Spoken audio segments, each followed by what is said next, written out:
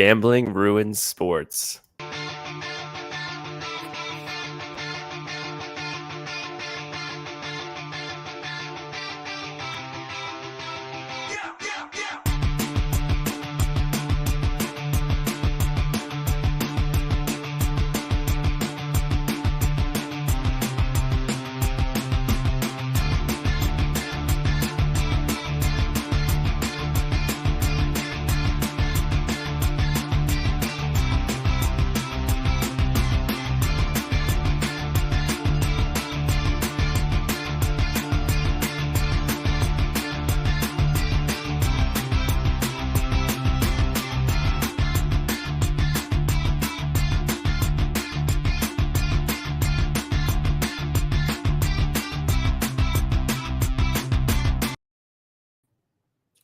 Hey, dude. What's up, Eric, man? we need a shorter track with a fade out. Yeah, so it's not just like a Yeah, insane drop off. yeah. Yeah. Gambling, dude. What's the issue with it? Well, a lot. I'm Matt. I'm a CrossFit Level 3 coach here in California. Also a software engineer at a tech company that does speakers. And I'm also a host at the Nobo podcast. I'm Luke, co-host of the Nobo podcast, also CrossFit Level 3 trainer. I don't know if I call myself a coach, if we're allowed or not. That's true. Probably get fired. But I'd like to call myself a coach. Super Bowl Sunday, and I'm sales. I'm in sales, so that's all Nice, I got dude. for you. Yeah, man. The intros, I like to make them. I think our awkwardness is like what makes them. Yeah, I agree. What's new, man? How you doing? Doing well.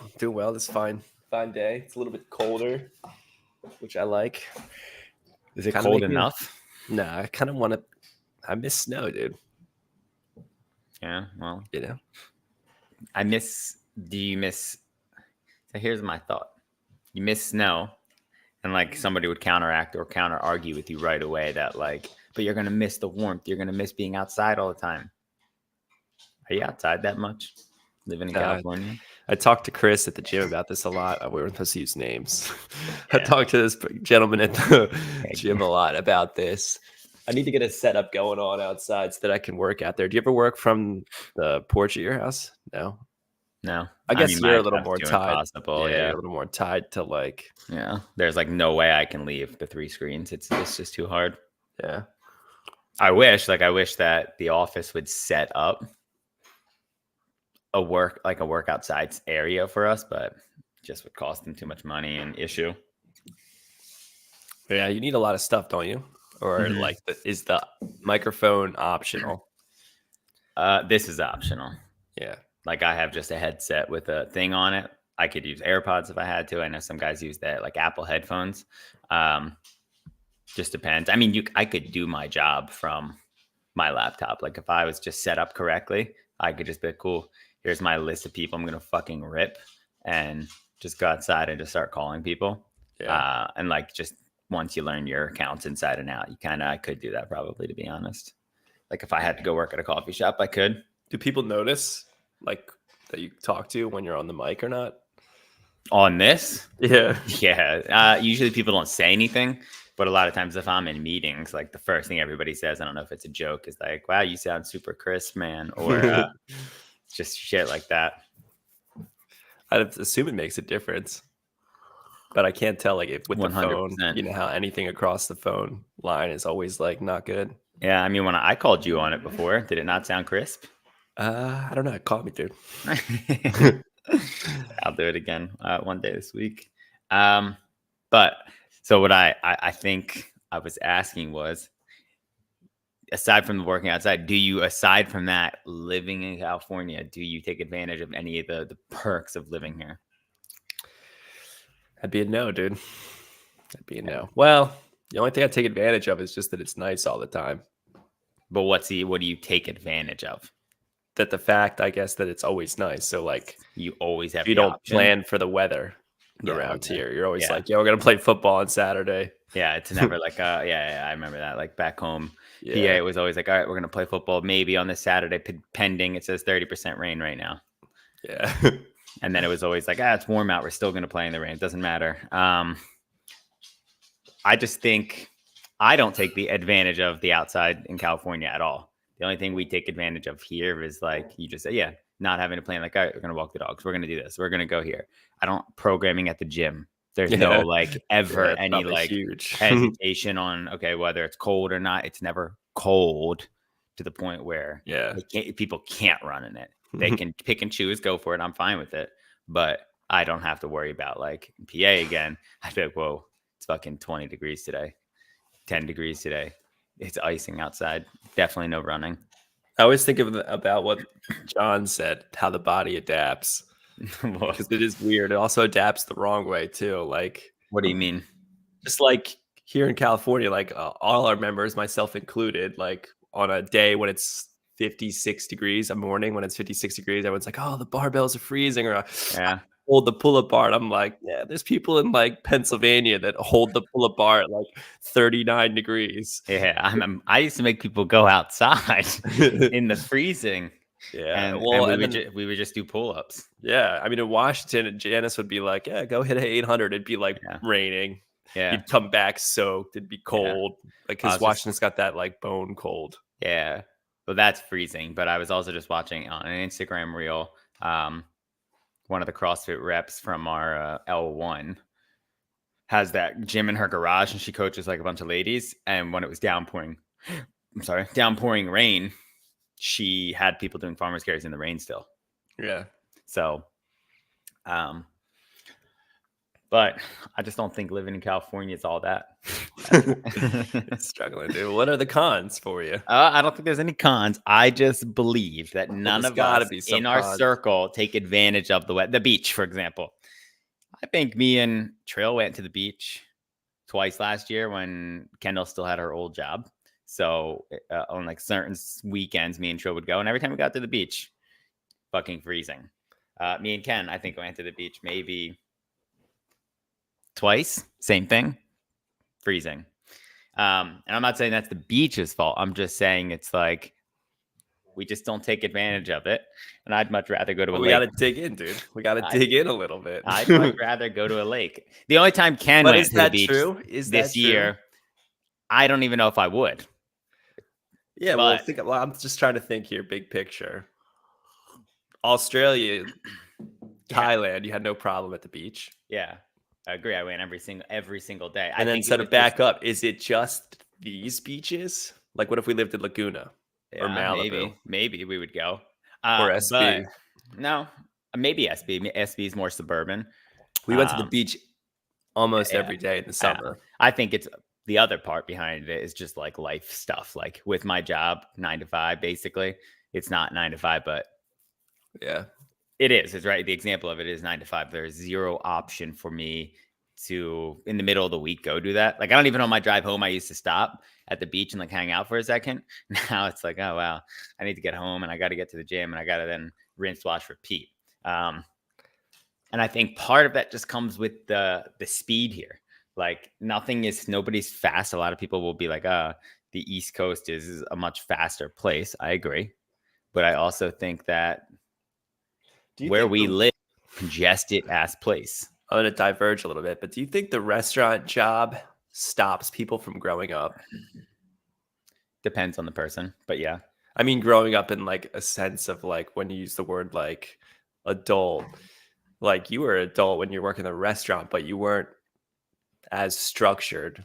Yeah. And I wonder if that's because of the restaurant job, the varied schedule, it's fucking 12 p.m. in the afternoon and you're not working. You're like, yeah, I guess I'll go walk the dogs in the park. Yeah. What about it's like becoming realistic though now? Like, are you going to take the dogs to the park during in the middle of the day? No, during your work week. Usually not. No. Yeah, it's just too much going on after work. You got the pile of chores. Yeah.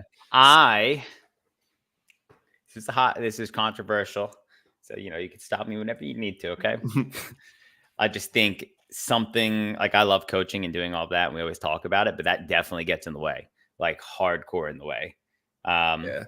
Like being able to not have to go to the gym and going and walking the dogs would be different. Again, living in California, it takes forever to get places. Like me and you in Washington, we would drive to Rattlesnake and go walk that trail like after you were done work and after I was done going to the gym. Again, granted, different lifestyle. I was in a restaurant and barely at that point. Yeah. But we still did it. And I'm just curious if it was just like, it is so difficult to get around here, in my opinion. Like we go to LA, it's only 60 miles. Takes you 2 hours to get there. Only. Yeah. Philly was like, what was it, like 30? 25 miles, and it would take you about an hour. But that's just because you went through suburb roads, and it was never. Now it never takes an hour. First of all, unless you hit rush hour and you're an idiot for going during the to get to like South Street. Yeah, it does not take an hour. Yeah, it's been a while, so I can't say. Yeah, it does not take an hour. On bad traffic days, I want to say 45 minutes sometimes. On no traffic days, you can get from Vince's house to the city in, I want to say 35 minutes. Yeah, that sounds right. Yeah. But I just think the lifestyle here, I just don't think we're taking advantage of what California has to offer. And I'd like to propose. I would agree with you, but we got to dig in, dude. We can't just say that at face value. Chat, if you're all wondering, well, I keep looking back. Me, Kendall's back there, and she's not liking it, but she'll be open to it. Like, for example, let's say we didn't coach or even work out anymore. How long do you think walking the dogs would last? With what? Moving somewhere let's else? Say like you broke your leg, couldn't coach, couldn't work out. Or sorry, you broke your arm, something like that. What do you think you'd fill that time with? I think I would still do it. I would still do all the same mundane stuff. Like, all right, a pipe blew at the gym. The gym's gone. Oh, okay. All right, easy, good question. I would still work out. Not there, but I would do something. Okay. We would do something. I'd buy a barbell. I'd buy, like, if I had to do something at home, we'd build a pull-up bar, and I would open the fucking garage door. I'd park somewhere else. We'd throw a couple mats down, or we would do it at your house. We would still work out every day. I guarantee it. Okay. Coaching wise, I think we would both be like, all right, well, I have time to now focus on myself. I think we're all at the age where, like, we used to talk about Gary Vee a lot, right? And like the guy, he now just sounds like a broken record to us. But the thing I respect about him is he has a very stern opinion and he's going to stick with it. He has not strayed away in the last 10 years, maybe even more, on his beliefs. And it's like between the ages of 18 and 40, you still have time to figure things out. Versus, like, I think the world we're in right now is definitely for myself, I start to believe, like, I need to figure this out now. I need to know what I'm doing and I need to do this. And it's like, my job is so annoying. It's stressful. It tires me out. It makes me anxious. It makes me depressed. And it's like, you're figuring it out, dude. Like, figure out what you're doing now. And like, when I honestly will, like, sometimes listen to some of his old podcasts to just like bring me back to be like, okay, you're just figuring this out. Like, it does suck. How do you make it better? And my point there is, bring it back. We would have a lot more time to focus on yourself. And what's like, that look like for you? For me, yeah, I think with me, I would find things that I want to do. And I think it's the same thing for you. Like, rewind before. I'm just gonna find a different hobby. Yeah, that's what I was just going to say. Like, rewind before the gym. You were coffee roasting. Yeah. Like, or I just made the joke with you before we started this thing. Like, that was during the gym. Yeah, but it's like now it's way more invested. Like, before that was when you weren't the owner, right? Yeah. And then, I'm going to share my screen. Okay. Share my screen. I know the gym window. Sorry, I'm a little bit new at this stuff. Okay. We need a tech guy. We're still hiring, by the way. So imagine we add this property right here. Okay. We'll just pull up this. We're on Zillow right now. Chat. Okay, this piece. Imagine we had this piece of property. Okay. We're looking at a giant square of just green grass. There's some mountains in the background. Right here where my hand is. That is, I can make this the whole screen. Yes, sir. It doesn't change anything. So that's the house. But this is all the field. So imagine we're here, right? I'll show you a couple things more. Look at that beautiful house. Gaz, don't even start, dude. You had a job. You were this chief operating officer. So anyway, this house, we would come up with a new hobby to do all the time. I think. So we're looking at a picture for those listening. The mountains are covered in snow in the background, and in front of it is this little farm sitting on some green pastures. Correct. Yeah, beautiful house. Now, Beautiful close house. your eyes and think of, like, envision what the hell's that. See, Trill's Trill, already that's packing. support. I love Trill. Trill would love this because this would, Yeah, like, this fits her vibe. yeah, this fits her vibe. Anyway, yeah, I like what you were doing there. Keep explaining, like, what you see here. Like, describe this house in detail. It's a little chic, but the kitchen's nice. Got good overhead lighting. Every window you're looking out into fields. There's no neighbor dilapidated house next door. Yeah. Gaz is a designer. Gaz, there's one thing I have concern about this. That looks photoshopped. All these window pics don't look legit. Does it? I thought so. I mean, given where the house is. Unless it's just like, yeah, so maybe they're just like doing that edit where they like the lumiance goes all the way up or some shit. Yeah. They do the HDR a lot. I mean, look yeah, at that's that, right, yeah. though. The outside's beautiful. Yeah, I mean, the house is beautiful. If you didn't want that and you wanted to spend a little bit more Luke's cash, showing us a $7 million house now. this Chad. one's a little bit more expensive. Wait, what was the one you just showed me? That was only $4 million. Only $4 million. There's 4 of us. We split it 4 ways. Oh, okay. Mill each. Yeah, probably 7 bedrooms. You mean you can't share a house with me? I can. Can I think, Kendall? yeah, Ken could 100%. Me, Trill, and her were talking about it the other day. She moving ripped back you away in. from us last time. Look at this. This would be my bathroom. Beautiful. So people listening again, it's got like a 8-inch thick piece of live edge wood, and that's where the bathroom sink sits. Beautiful toilet. Look at the laundry room. I mean, me and Ken are in a closet right now compared to this. Trill, you would love that. Look at your workspace right here. So this is where you come in. I'm going to pour you a glass of whiskey. You're going to sit out. We're going to walk out onto the deck and just shoot the shit about what I was going to say the new hobby would be. Imagine we had this. I know us. I know exactly what we would start doing. We would, like, there's so many things we could do. Like, right, the fish tanks are a hobby right now. And I think those would be something we continue because now we're becoming like mastery at them. Like, what if we started making beef tallow products? And this is like the perfect opportunity. Or like all of our jobs are remote. Ken's not, but mine will be at some point. Yours is, Trill's is. And like all these companies are like, if they're not, you can go somewhere else and work remote if that was something that you had to do in your life. But a lot of them are very flexible. Like, okay, if you're moving, this is going to make you a better person in life. Go for it. Do you think that's the cure, though? No, I'm not saying there's a cure. So I think I'm not saying here's what I think is the actual issue, though. Let's hear it. It's your job. Why is that? Why is that? You just have to identify, like, does the house bring you unhappiness? I know you pretty well, and like I've seen you live in a bunch of situations. You never seem to really care about. Yeah, I don't think you are. I don't think it's that. Like a tiny closet in the Vince house. Yeah, what does stress me out? The houses don't. Would this be awesome? This would be beautiful. This would be awesome, and I would love it. I think for me, I agree with you. Like, if you pulled a house up at any of these houses and you pulled it up in a different state, I probably would be like, yeah, that's sick. Like, if you pulled up a house in the middle of PA, for example, like everybody listening who's all of our friends in PA would be like, yeah, they're moving, guys. They'll start telling the whole family, text messages flying. What if I pulled up one in Yosemite, though? Yeah, we probably move. So, but then there's more pieces to it. Now that we'll call it the adult job.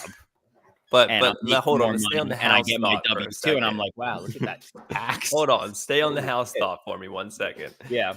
So I don't think it's the house per se, but I will say that maybe you do get happiness from the location. So if it's like the typical Oxnard suburb, you're not down with that. You want to be able to walk the dogs and like not have to worry about cars every 3 seconds. Yeah, 100%. Or random like homeless people. Yeah, I would agree. And maybe not the homeless people. I think it's just more of like the opportunity, maybe of like there is more for us to do it, more of a freedom. Like what I really enjoyed about PA, and I know we just talked about not being like able to walk the dogs with my current job and stuff. I think if I was in an area And it could be Santa Barbara, for example. Like, I think if we lived in Santa Barbara and let's remove the gym, say the gym wasn't in my life. We're not talking about your life, my life. Is that appropriate to say? Yeah, I think we're even talking you, about right? you. No, even you. Even if the gym, because if we were all living together, this is like most likely what would happen. If we didn't have the gym, we would all work. Our schedules are, me and you at least, are the same. We start work at 6, we end at about 3. Some days are a little bit longer, some days are a little bit shorter. Just depends on like really if everything's getting done. I think if we didn't have the gym, we would work out. And I think in the summertime, we would probably go, if we were in Santa Barbara, we'd probably walk the dogs every other day at something. I think we would go to, like, me and you used to go on a hike 3 times to 4 times a week after you were done work in Santa Barbara. Yeah. I don't know think if we that's would do, coming back for me, I don't though. think we would do hikes, but I think we would, like, Jesucitas is not a hike. Yeah. I think me and you would be like, a hobby would be like getting into rucking. We would be like, all right, well, we got these expensive ass rucksacks. Let's go walk the dogs in the neighborhood, but ruck. Let's do this. Let's do that. And remember the days we used to walk in Santa Barbara dead quiet at night, like one car, maybe pitch black. Yeah. Like that. I don't think there's an area in this vicinity that we live that we would get like that. Maybe like back in like the Satakoy side, or if that's, I don't even know. I mean, I can't tell you how frustrated I get. I know it's not right for me, but like I hate when Tro and I take Coda on the skateboard. She rides a bike, and it's just like car on the sidewalk. I'm hitting berries. I'm back on the street. Then I have to get back on the sidewalk because there's always a car. Yeah, there's people. Yeah, I mean, I know I'm one of those people that are out there too. But it's like, I'm coming from a place like back in Pennsylvania where we kind of lived like, it was suburb, but it was like borderline. I mean, it was not the suburb you would see here. It was like borderline country.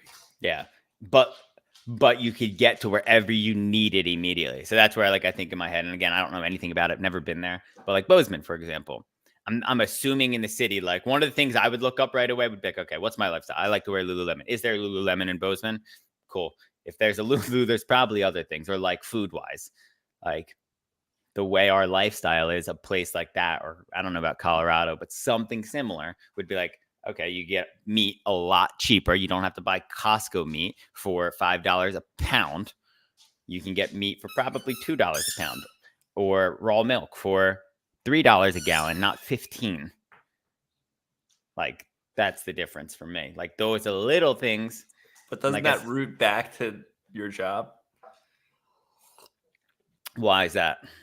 Let's say you were like you were like VP of sales. Yeah. Like making $1 million plus a year is what you're like saying. Where like you're not gonna you'll get a fucking cow delivered to your house every year. Yeah. You don't Okay. So remove money from it. I just showed you a $5 million house. So like, could we afford that, or would we want to? No. But you could keep money in the equation, but it's like, what kind of job are you gonna want to do? Like, because what I'm trying to say is like, even if you made $1 million, let's say you made $1 million as a sales guy, do you think your life would be any better? No, I don't think so. I think my like you still have quotas. Stress comes in play. Yeah, you still gotta work 8 hours. Like, do you think you'll be any happier? No, I don't think so. But maybe it would push the needle. I don't even actually no. Remove all of that. I think it just like helps create some sort of happiness for me, in the sense of like, this is something new, something to explore. And like 3 years in, I think I'm okay to be like, oh, let's move again. Yeah, I would agree with that. I could definitely see you not sticking somewhere. Yeah, but I think that's where, because I've run into this, your significant other is going to be like, I don't feel like moving all the time. Yeah, I agree with that. I just think from a lot of things like PA, the chickens, like I loved having those. But again, we were in a suburb where it was like we had a rooster, and it was like, we got to get rid of this thing before we get in trouble. Somewhere like that would be like, do you think somebody hears it? Make sure the coyotes don't get it. Gazzo's saying that he would do whatever job you want for Millie. I agree with you, Gaz. And Matt, I know if you had a meal and like money wasn't a thing, like all of us would be like stressed. But at the end of the day, like, I don't know if I agree that money brings happiness, but if you have money is not an issue. Like, dog gets sick and going to the vet, it costs $20,000. Okay, save my dog. Yeah, yeah. Versus But I like a still lot think of of it us like now are this like, though, whoa. dude.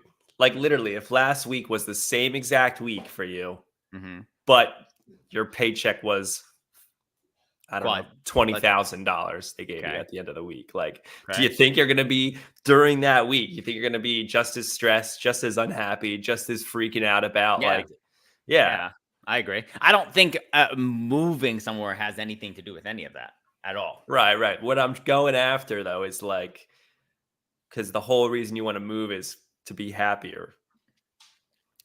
Um, But is the job the thing that's just going to be in the way no matter what you do?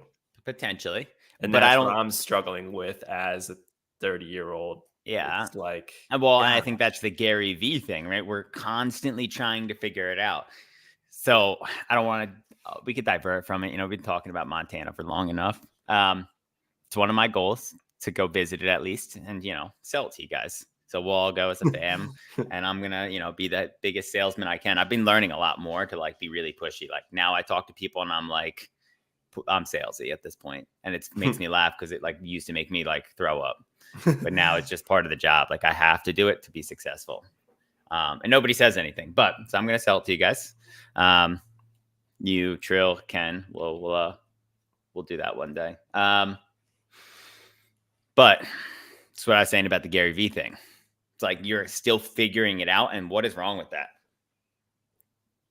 Yeah, nothing. Nothing, right? Like, do you feel you're still trying to figure out what you want to do with your life in regard to like everything we just talked about? Like, what are your thoughts on it? What are your opinions? What do you feel? Huh? What do you feel? I Like with your feel job, like I let's keep stick with going that. back to the same thing of like, I don't want to work for somebody. Yeah. I think that's kind of the crux of it all. You know what I'm saying? Yeah, I agree. So would you moving to, again, let's just say a different area, maybe a suburb in Santa Barbara or somewhere like that, or hypothetically, let's just speak hypothetically, remove everything from your life and you have no ties, you don't own a house, you don't have the gym, any of that stuff. Could you see yourself living somewhere else? Oh yeah, 100%. This is not what I had envisioned for myself. Yeah. And I like the house. I like to work on it. I think this is a great house. It's got good bones, but there's only so much you can do with it. At the end of the day, I'm going to have a neighbor that's literally 5 feet to this side, 5 feet to this side, and 20 feet this way. Yeah. And all that separates us is a fence. And like, us growing up, that's a completely different lifestyle. Yeah. And like street parking is like a big thing here. Yeah. No one uses their garage. They fill their driveways with RVs and broken down cars. Yeah. Like PA, how many people parked on the street? Vince's house was the only one in our neighborhood because in the suburb, I mean, too. Like, yeah obviously in Phoenixville downtown, like that's where you park. You don't but like your point to the suburb, nobody. It was like in Vince's neighborhood, it was like Vince because Maggie had 4 cars at the time, and then like all the gym stuff was in the garage. But it was usually just one car, and then like the neighbors across the street would because they had a lot of cars, and that's about it. Like you walk up and down that street, very, very, very few cars. But Trill and I have moved like 5 times. Yeah, and I'll say it hasn't solved anything. I mean, I agree. I don't happiness. Yeah, Chris parked in Vince's yard before. What up, home dog? Chris, like you're the type of person as well. He's in the restaurant world, right? Now, I'm sharing. And I think he would, hands down, thrive moving. I don't think Chris ever would want to, but I think if we put you in the middle of Montana or Colorado, like the dude would thrive. He would pick up, like he'd probably be a bow and arrow hunter. He'd probably go like I don't know. He probably just would do crazy shit. I can just foresee that happening. Yeah. And I think everybody could experience that stuff. Right? Yeah, for sure. Like lifers, do you think like somebody like I'd love to shoot this shit to somebody that's a lifer. I need somebody to hop in here and talk or share their ideas on somebody who's lived in a neighborhood forever. Vince has lived on the same street his entire life, right? Yeah. So you're saying like a real homebody, get a true homebody on here? Yeah, like we need to. I want somebody else's opinion. And Vince is always skewed. Like everybody before he gets in here, he'll tell you. Oh yeah, he tells us, move immediately. That's amazing. Where are we going? But I don't think there's anything wrong with that because Gazzo, get on here, dude. We know you're a homebody. Get you guys were friends be the one. For how many years? And you guys never even hung out. Yeah, that's also true because he's a homebody. Yeah. But who else? Is Chet a homebody? Any friends that you have that's a homebody? I think about my friend. Are we doing names? Like, can I share names? It's up to you how well you know that friend. If I were to share, one of my friends moved to Colorado, and like he bounced around. He was in PA, then he was in the Carolinas. Now he's in Colorado, and it's like fucking found himself, in my opinion, like his true self. I haven't like. Yeah, Chris, you're fucked up, dude. Chris says he may or may not have joined a militia recently. My guess, your boy is on lunch break from the L1. Jamie Trainer has joined. He's at the L1 right now. But we got to get a homebody on here. Matt, shoot this link to Vince on a text if you have it on your phone. Yeah, that's the only homebody I can think of that potentially will even answer. Anybody else in the chat know of anybody that wants to get in here? I just need their opinion on something. Anybody on Instagram, hop in here. And I don't think there's anything wrong with the homebody. We're trying to explore. I'd love to like challenge and ask some discovery questions here and just challenge your thoughts and like. Yeah, don't be shy, people. The link's out there. Broaden your horizons. How long have we been talking about this? Fucking the whole show. Derailed everything. I don't even know how we got here. I had some other things to talk about, but this is good. I think it, if anything, it'll help you a little bit because I'm worried, dude. About what? I just think you're trying to chase solutions that aren't going to fix it. What do you mean? You're just going to spend a lot of energy. Doing what? Like moving. It's a lot of energy to move. So you're staying in California forever? Nah. But I want to like do a solid move. Yeah, I didn't say that. Who said I was moving tomorrow? I said to you, we're going to go explore. Got to go sell it to you guys. I got to show you different cities in the different or in the different states. And kind of dig into all of that. Like, I got to go see Colorado, see what that looks like. Maybe you got to go to Northern California and see what that looks like. I got to go to Montana and see what that looks like. Well, my opposition with California is the money. Yeah. We don't make $1 million and they do take a lot from us. Yeah, they take. I mean, like I said, I got my W-2 and a lot of fucking money was taken to taxes. Like for Cali, it's like, is the taxing and all the other fucking things that are expensive here worth the beach or the mountains? Like that's where I'm like, no, I don't. No, it's not. That's why I was saying we don't take advantage of it. And it's like, for example, we'll just harp on the Montana thing for a second. If you love that stuff, go to a lake and fucking get a boat and like be near the water all summer. We live in California. It's been raining. Aside from that, though, if it was sunny, I would still be pale like I am right now. Like I don't get outside enough. Chris wants to know, did all your fish die or why are you selling all of your shit? Nah, I just upgraded the tank to a bigger one, Chris. So I'm getting rid of all the stuff that was on the Pee-wee tank. And then 130 gallons, Chris. This is where I'll reside for now and just stick with this tank for that thing blows. Ken's house is flooded. Yeah, that's also true. We had an earthquake of 4.7 the other day. I didn't even feel it. I didn't either, but I was like normally in the path. Remember that one we had? And I was like fucking freaking out. But that was on the old stand. This one, I'm like, if it falls, like that thing was fucking going to fuck more shit up than just the fish tank. Trainer wants to know why aren't you boys seminar staff? I think that's a good segue. I've applied for seminar staff several times. Never even got an email back. So I was into the idea very slightly, but I'm not into it anymore. Yeah. Well, just because like coaching at that methodology, I have no problem doing it. I think it's definitely a good thing because you're coaching coaches, which you'll reach more people and influence more people. But yeah, like the format, there's just, in my opinion, I just don't like that it hasn't changed in 12 years, their system. And it's like, to me, that's like, well, I mean, that's saying like there's no better way to do things then. Like if something like literally when Greg, like it's not like the Bible, like Greg wrote this and it was like the perfect way and there's no other way to do things. Well, okay. So yeah, you're saying all of the people that are currently running CrossFit now are harping on essentially what we used to defend. Like, if something doesn't work, CrossFit would change it. They don't do that anymore. Well, the L1's great, but I guess I'm more after the L2.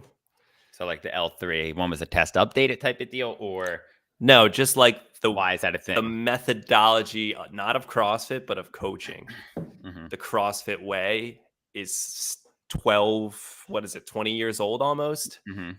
And like if you go And to it's Bird one Box or way. something like that, like he's a little bit more dynamic and a little more flexible. And it's like, I think that was the beauty of the beginning days of CrossFit, was like each box had its own kind of vibe, its own kind of coaching style. And they're really trying to push that everything is like more standardized. Mhm. And And I every and I they're trying to don't make it a I don't know if I agree, for the many years that we've been doing this, that's necessarily going to provide a good experience for everybody in your gym. And if you don't provide a good experience, then they're going to just quit, and then you're ultimately not going to be helping them. yeah. I think that's good. I think that's a really good way to put it. Jamie, while you're there, just pay Ask attention. him that question. Yeah, but just pay attention to like, Sorry. do you feel it's a one way they're coaching you? Like, and that would be like very direct or militant. Well, he's in Like the they're L1, don't forget. yeah, which is like you're saying, totally fine and very appropriate for that setting. They're teaching you how to coach new people. But like imagine Like elite barely athletes though. rolled on your gym. Yeah, barely. They're teaching you the methodology. Like by Yeah. no means is the level one an area or a place for you to learn how to coach. That is something you're gonna have to outsource and do in the interim and get very comfortable coaching people and need time under your belt. I think the L2 is where the coaching comes in. It's weird because I feel like the L1 is like, I don't know, like you want to be a level 1 athlete or Yeah. like an RX athlete. Like you don't go do the L1. Yeah. Like you actually understand why you go to CrossFit and why you do all that stuff. And And why that's you do kind of it. like Yeah. why I was tying that to my New Year's resolution of like, I want to do better of like trying to teach members stuff from the L1. And then are you still on that resolution or Yeah. Yeah. With the games, I've kind of like the open coming up. I haven't focused on it as much. I'll wait till that's over. because why? Because that now I'm like in a little bit of like a strategy, like competitive vibe. Yeah, gotcha. Do you well, to Jamie's question, I guess to answer that on my side, I would definitely do seminar staff if I had the option to, I think, just to get the experience, but I don't know. I agree with you. I don't know how much I'd like it. I can't see you liking it. Yeah, I'd be It's too stuck to following the way too rules. rigid. Yeah. Yeah. Well, I think that would frustrate you. Like I said, you're a visionary and you Yeah, and don't like I like would rules. see, yeah, and like the people there are very much like the CrossFit level 1 manual says this, and this is the one and only way it could be done. Exactly. Yeah. You don't do well if I was like to you, Luke, here's your job. You're going to do it this way. Here's You your won't warm-ups. respond Yeah. to that. If I want you to do something a certain way, and I was like your manager, but because I know you, I would be like, hey, Luke, I'm just going to have you follow me around. And like, here's what I'm doing. Like, how do you think that went? Like, what do you think I could do better there? And just kind of let you like see, because you do a lot better when you see versus like someone gives you a fucking book. Yeah, I agree. I mean, And that they're was like, here's my the rule issue at book, work Luke. recently. Yeah. Or do exactly. Here's a script. Do this. Yeah. Yeah. It like makes me think of like the gym when I first moved here and we were following CAP and it was like, here's the lesson plans. And I was like, just irk every time. Like annoyed me. Or like with when you first were GM at the gym and Richard was just like, oh, we're doing this, here's this thing, read up on it. Yeah, Tuesdays are these warm-ups that you got to do. You got to do running and a kappa today. Yeah, that was always a frustration. Or the static stretching one. Yeah, I hated those. So, and I don't think I do it out of like any like arrogance or cockiness, but it does suck. It does suck. I was trying to find the StreamYards link to send to Vince, but I sent it to him already. He didn't answer you? No. Do you have his location? Fucking guy's never I around. used to, but then he like turns it off because he updates his phone. Oh yeah, and then says he's in Phoenixville. Looks like he is at Melvin Road. Yeah, he's home. So you got to be careful when you send those texts out too. Yeah. Thanks, That whole crew. 10. Well, I guess we have control over the StreamYard link, which is good. That's true. So what else is new with you, dude? You know, diverts. All right, let's talk about the hot take. Get back to it. Yeah. Do you Hot feel take. like sports gambling ruins sports? Yeah, 100%. Because I was just reading that this is the first Super Bowl that you can bet on. Like the NFL has been against gambling on the NFL games, and this is the first Super Bowl. And it's like I don't think anything will go wrong for this, but it's like, does that set them up for potential like corruption to start to seep in? 100%, which is what everybody's been talking about in general. Yeah. Like when they're always like, here's the script of the NFL and here's this and here's that. How did that happen? Why would somebody make this play call? Because it's like, well, because they knew they wouldn't hit a fucking 70-yard field goal when they could have they still had a minute left to get downfield and so on. And their conversion on 4th down is so high, but they decided to go for a field goal and miss it. And then they lose the game. Or like when flags get called, it's like the script. And I think that will 100% happen. But you know why they're doing it? Because it's fucking billions of dollars for the NFL. That was what this article I was reading was saying. Like they just couldn't say the money was too tempting. It was too tempting at this point. It was too high. Yeah. I just like would lose trust in the whole sport as like everything. Like once gambling is involved, like you said, somebody with a lot of money comes in, puts down fucking $100 million on something, and the person who's in charge of everything, like the head coach, gets an email. Hey man, how about I give you this yacht that's $20 million plus this house, plus I'm going to get you every year for the rest of your life, you're going to get cash.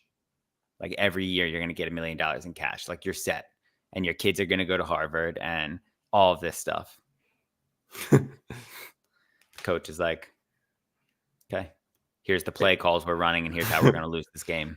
I do think it is harder though for team sports. No, do you think, to rig it?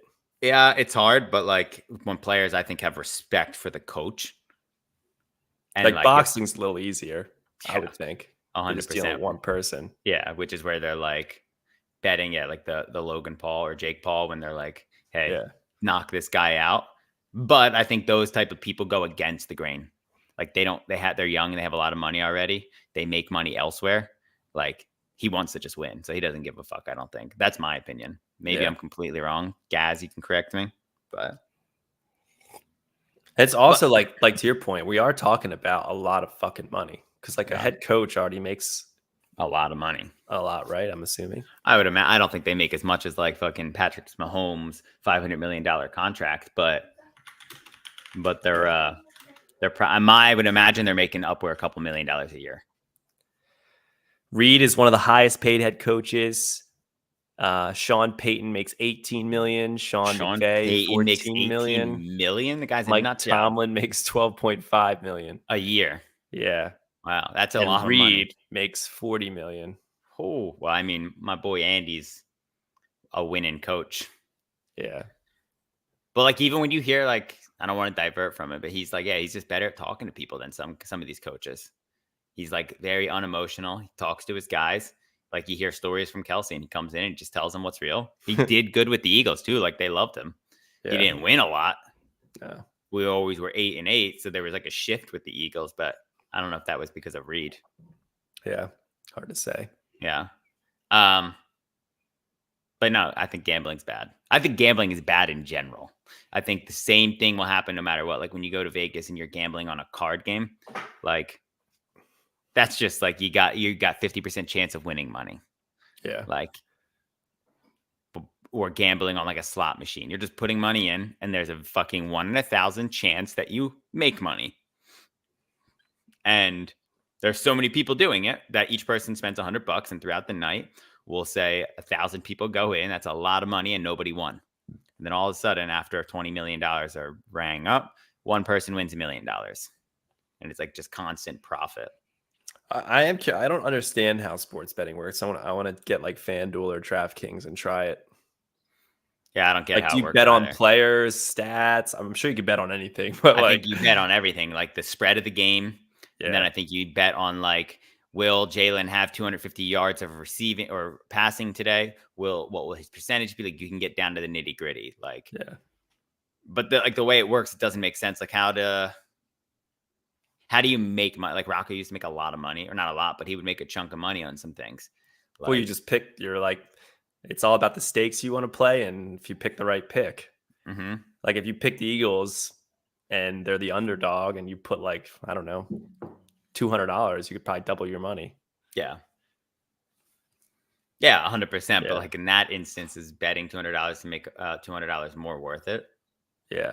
My question is, how does like the NFL, FanDuel, and DraftKings? I'm assuming they just take a cut I would of the imagine. winnings. Yeah, Yeah. I would imagine. Or like when people bet and you lose, that money just goes elsewhere. Like the bookie, like what does the bookie just take a cut?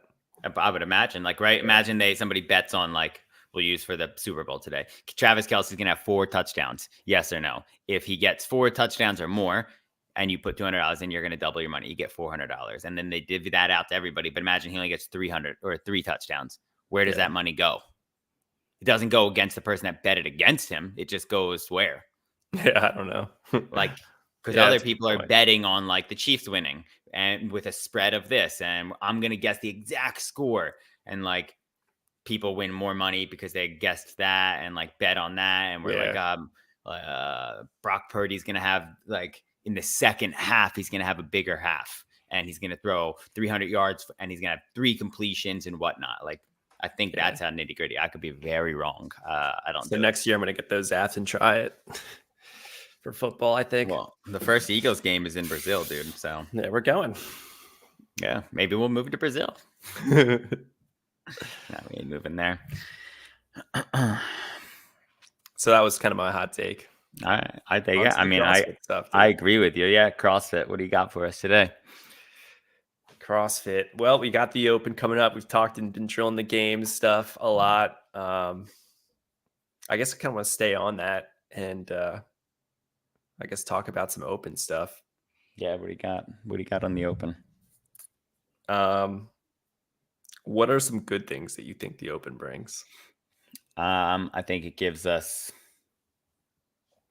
very good measurement of where you are. For example, I've been doing CrossFit for 8 or 9 years. Done a lot of the Open workouts. Like, I'm a big like pusher. Like, I love programming them. I love putting them in there. I love giving us benchmarks. Like, I've done a lot of these Open workouts plenty of times. We did one yesterday, and I did not do as good as I did in the past.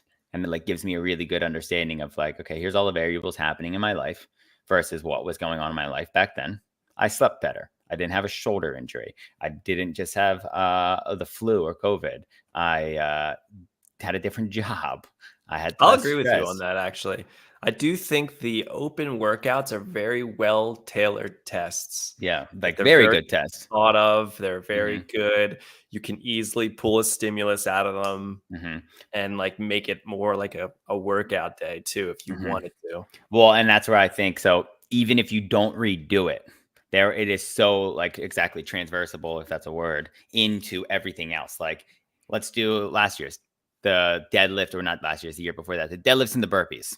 Yeah. Like, that is one we could just pull up and you could be like, okay, well, in the Open, I did this. I did 100 deadlifts and it took me X amount of time, and I was able to do up until round 8 unbroken. And today I wasn't able to even do 3 at 225. Yeah. So what the hell is the deal? And then you run through that list of like, where do I need to make changes in my life to make myself feel happy? Like, I think it just does a really good job with that. Yeah. And a lot of them are like that. And I think the cool thing is like the preservation of some of them. Like you've been programming a couple really old ones, like 2011, 2012s. Yeah. And you look at them on paper and you're like, oh, 115 push press. That seems like super light for a push press nowadays. But then you do the workout and you're like, holy, my legs are just smoked. Yeah. Like it was box jumps. Yeah. Push press and toes to bar. Yeah. Yeah. And I would agree. They stay they're true to what they were tested for. Yeah. Like some of the older ones, it's like you're jumping to a 20-inch box, like, because that's just what they had everyone do. Yeah. And you're like, oh, that won't be a big deal. Like, we've improved so much, but then you do it and you're like, this is still a brutal workout. Yeah. Well, because it's in general, that's the cool thing with the CrossFit stuff is like, You can make anything hard. So like Yeah, if somebody comes into your intensity. gym and they're like, the programming's too easy, it's like, no, you're just not pushing fucking hard enough. You want something where it's going to crush your soul because you can't lift the barbell. That's Yeah. what you're looking for.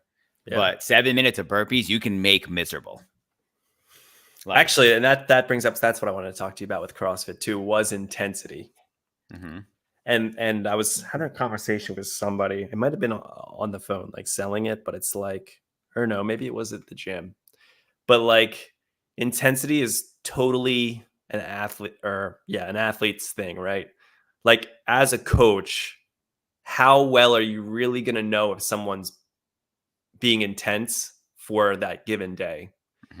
And I was talking about I think I was talking to a member at the gym, and I was like, I'm not going to know if you're sick, feeling a little odd, just going through some shit at work, like all the little things that happened that day. Like, I'm not going to know that. Like, yes, we have a relationship. I'm going to know some bigger picture things about your life, but I'm not going to know for the day. And so if I don't know that stuff, how can I'm really not going to know if you're giving me 80% of what you have that day, or if you're giving me 20.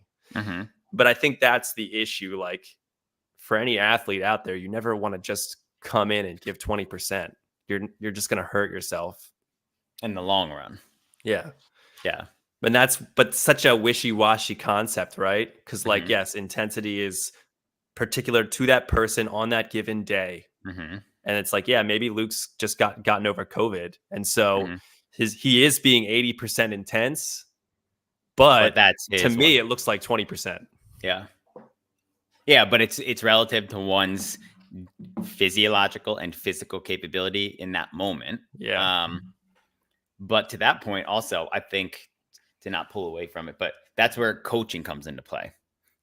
Like a good coach, and not even a good coach, a great coach should be able to at least know their athletes and see that and know, like, okay, you're only pushing 80, and needs to also know how to manage that issue or manage that relationship with said athlete. Like, need to go into a conversation and talk to them and make them feel or understand them a little bit more, to then ultimately convince them to be like, oh, okay, well, I'm going to push as hard as I can. I can't go overhead today.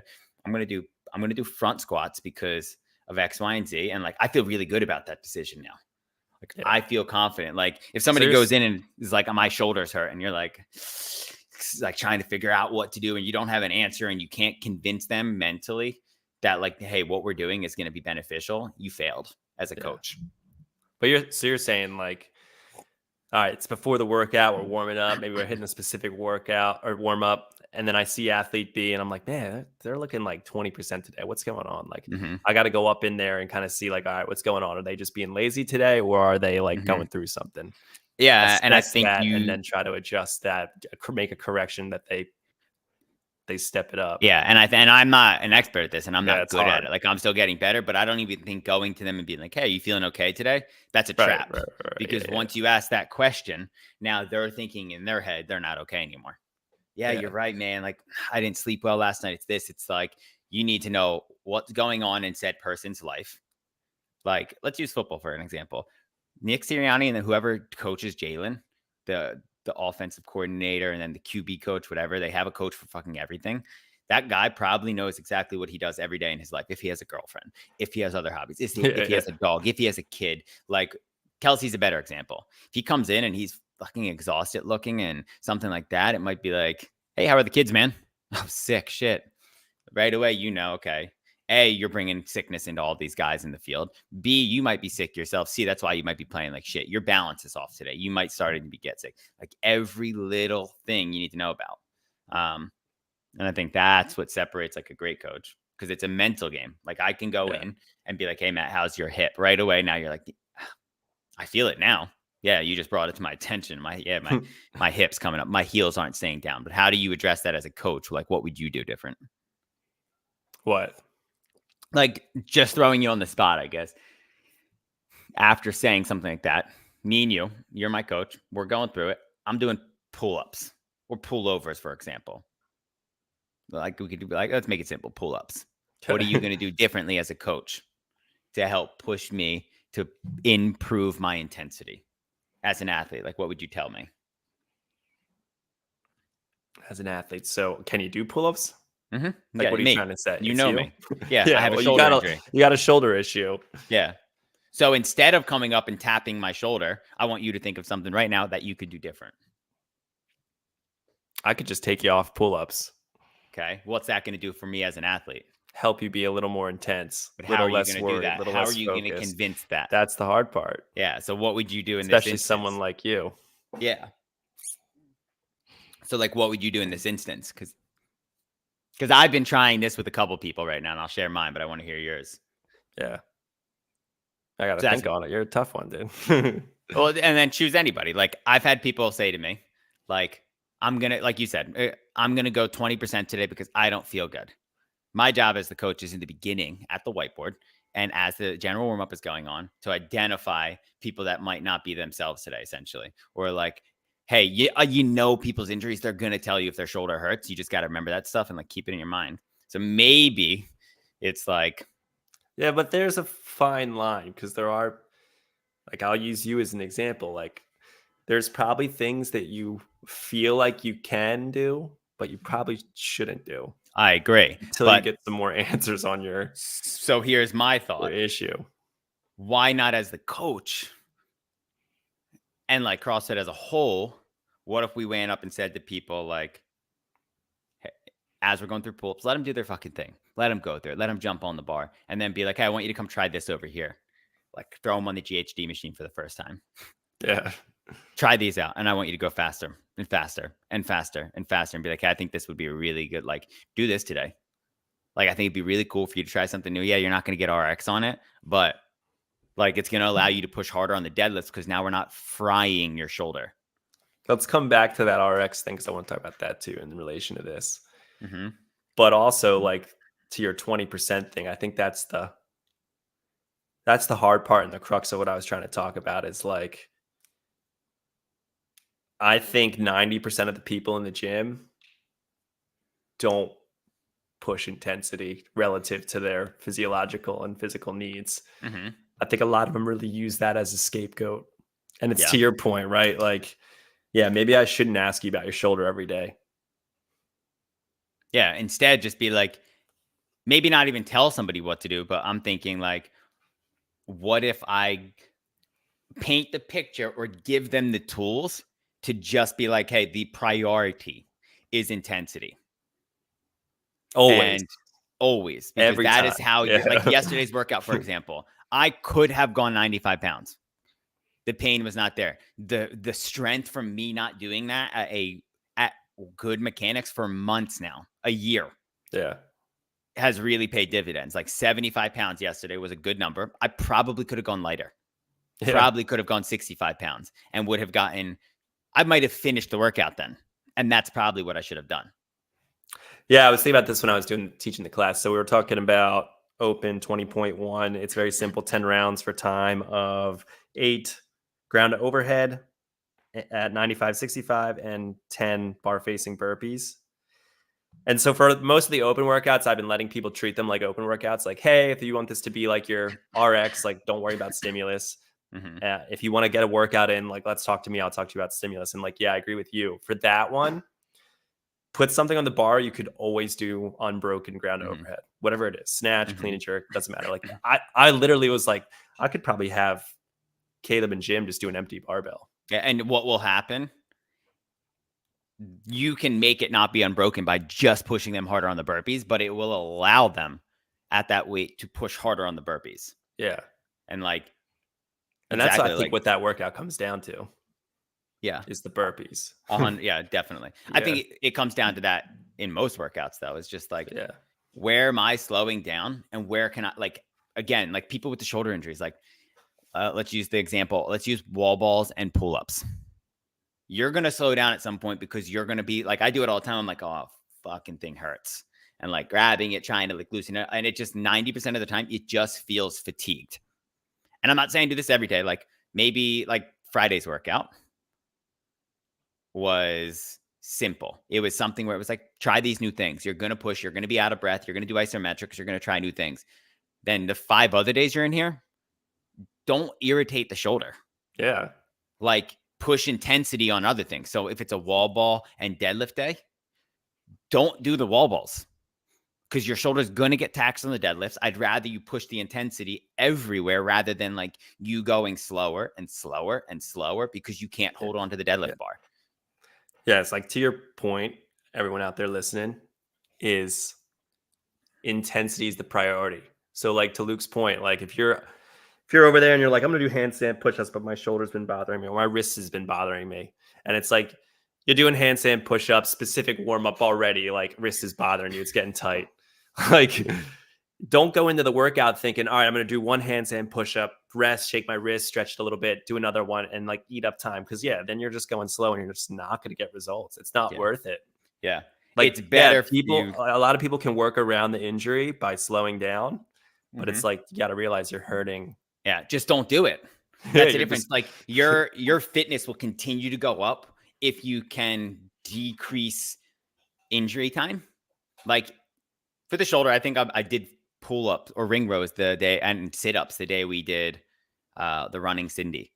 Like I refused to get up there for 20 minutes and do pull ups and push ups. Or like going elevated push-ups, like I could have done them, but in that moment, it wasn't worth it. It was like, I can keep intensity high, continue to try to build my lungs, because in reality, like stamina and cardiovascular endurance play hand in hand. If you don't have those two, and like, I'm not going to be able to build stamina with blown shoulder. I was going to say something else and it slipped my mind.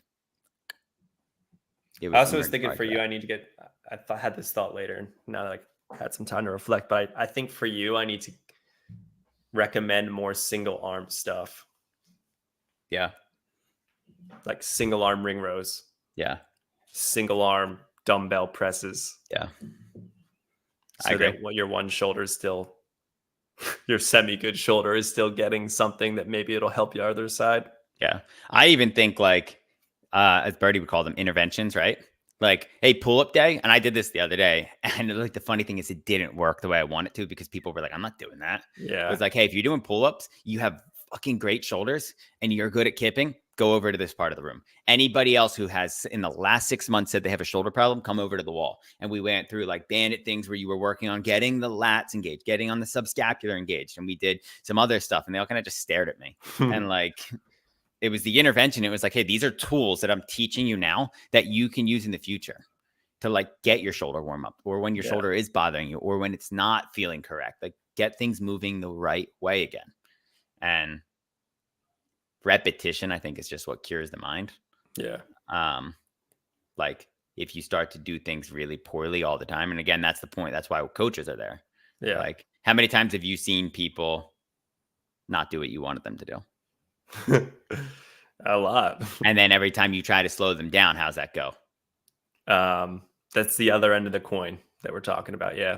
That's where it's like, dude, you're definitely being intense, but you're too intense. Everything's falling apart. Yeah. You're back to risking injury. Have you ever had the issue where it's like, all right, you got a group on the rowers, and it's like we're 1,000 meters in already on the workout. They just did a shit ton of pull-ups and running, and now we're on the rower again.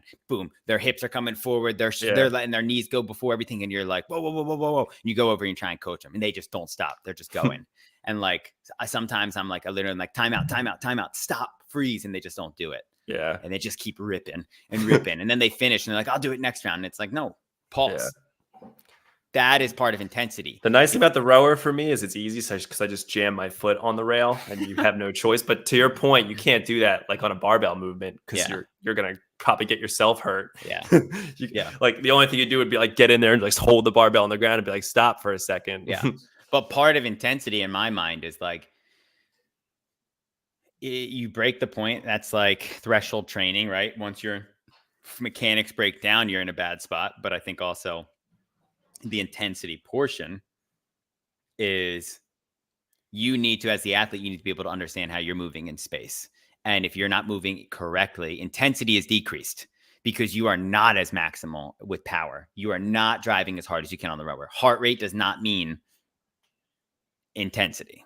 Yeah. Like maximum heart rate is not intensity. That's also not what we're saying. We're not anything. It's not. Yeah, that's not what we're saying. Intensity. We're not saying intensity equals full out power. We're not saying every CrossFit workout is 100%.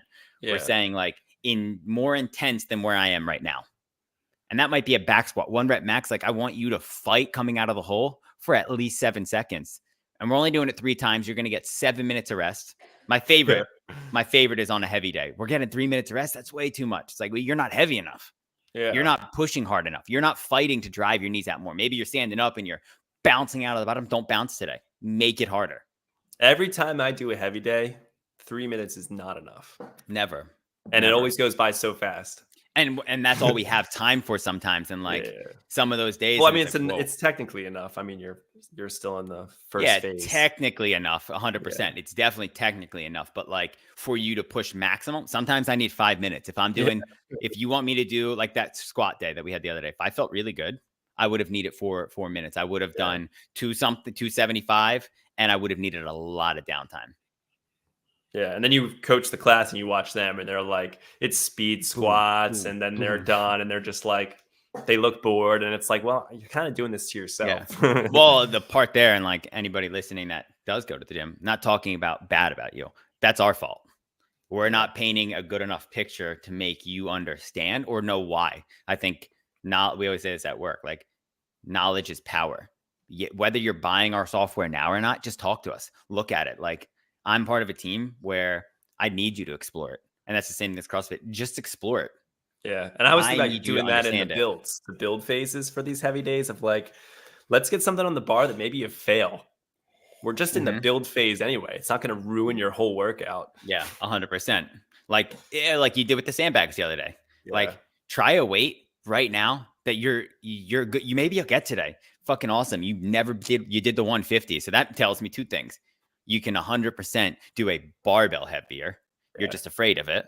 But now you just did a really heavy sandbag, and it's going to build the confidence. Which reminds me, I think of our gym's got a deficit in odd objects. Yeah, really bad. Yeah. I think it's a fear. I don't think it's anything else than just being afraid of like hurting their back or something else. Yeah. And the crazy part is like, it is more transversable into your real life. Like a dog food bag is 50 pounds. Yeah. Like when I used to buy the chicken scratch, it was 50 pounds. To pick it up was the same exact way as I say, I didn't grab it and rip it with my fingers. I would get under it, pick it up, and put it on my shoulder. Yeah. All right, we're at an hour. Before we wrap up, I did want to talk about one more thing, CrossFit related. And this goes to injury. And this is something that I feel like is kind of a bummer. And that is like, when you're injured, you fall into this scaled category, which kind of sucks because it's out of your control, I guess, in my opinion. Like we have a member who has a hip replacement. So like the less impact stuff they can do on the hip, the longer it will last before they need surgery again. But it's like running, for example, they can never run. And it's like, well, that's kind of a bummer. Like every time we have a running WOD, they have to mark scaled, even though like maybe it was a barbell and they can do the weight there. It's like, what are your thoughts on that? Like, should that just be considered RX? And 100%. Yeah. I think it should be considered RX because it's like an adaptive category at that point. It's like if I had the energy, or not even the energy, just the know-how, like that's programming for one person. But if I were to program, for reality, this was maybe we've talked about this. If I were to program a perfect world, I would have an RX category. I would have my master's category for the people in there that should not have to like sit back and be like, oh, for me to do RX today, I'm 65 years old. It's like, yeah, there's a category for you. That is RX for you. And then I would have a category for anybody under the age of 18, probably like the open. If I was programming and I'd be like, hey, adapt the people. You got shoulder, like a day that I don't go overhead. Should I be marking that as scaled, or would it be like I did something because I have an injury that is RX still?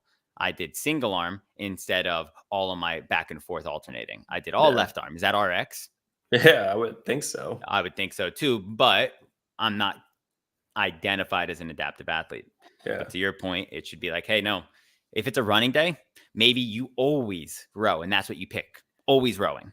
Like anytime you're subbing run, don't pick and choose different machines. Be like, I'm always going to row on running days. That's when then I would be like, and you market RX. Yeah. Like pick somebody that you know as an athlete that you're very similar to. And then that's the distance you're going to go every time. Maybe it's an odd number. Maybe it's like 470 meters. And that is your running RX number for the rower. Yeah.